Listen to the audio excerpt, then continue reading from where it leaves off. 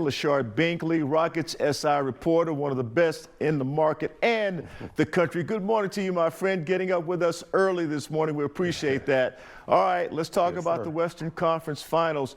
Shai Gilgeous-Alexander. This guy was so great in the second half, and they just took over the game. Yep. Yeah, I think that's what makes him so special.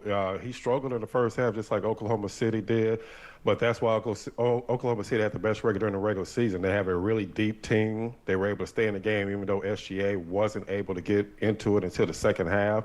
But that depth really took over in the second half, and that's going to kind of be what's going to go on with this entire series is, does Minnesota have enough offense to match what Oklahoma City brings night in and night out?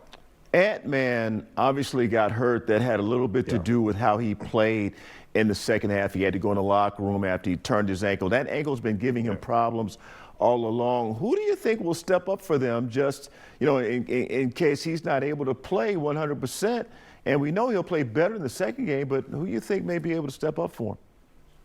They may need even more from Julius Randle. He's already had a triple-double in these playoffs, but that's the thing. Oklahoma City has several players that can score on the offensive end.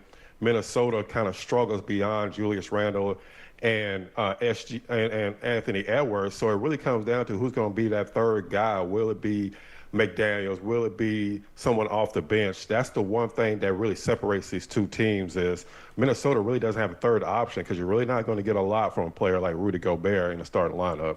Yeah, I think Julius Randle had 5 threes just in the first half alone, and the defense obviously tightened up on that team, on the Minnesota Timberwolves in the second half. All right, let's talk about the Rockets. Right now, they're kind of quiet. When a team is quiet, that worries me a little bit, Lashard. I don't know about you, but it worries me a little bit. What do you think the Rockets are working on right now?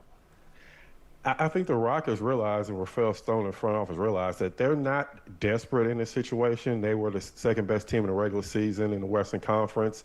They're waiting to see what other teams do in the draft. They're waiting until it gets closer to the regular season when those other teams start to get desperate, like Milwaukee, like the Phoenix Suns. They would love to make a trade for Kevin Durant or Giannis, but at the end of the day, I think they will be fine coming back, just making a couple of tweaks to the lineup if it comes down to that, and they really don't want to have to gut the team. But I think they're still waiting till we get closer to the regular season when teams really start to want to make trades. Yeah, we only have about 30 seconds left. I'm not feeling Kevin Durant right now. I am feeling Giannis Antetokounmpo in a trade, but Alperen Sengun and another asset,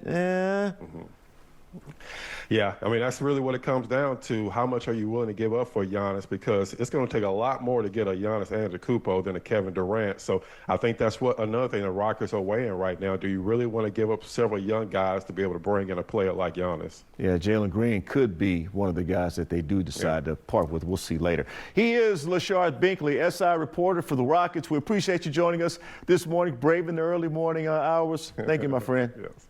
All right. Thank you, Nate. All right, guys, got a lot more coming up. Nate's Greats, me and Sally, we're back at it when we come back in the 6 o'clock hour. Make sure you tune in. We're live here in studio. Nate Griffin, Fox 26 Morning Sports.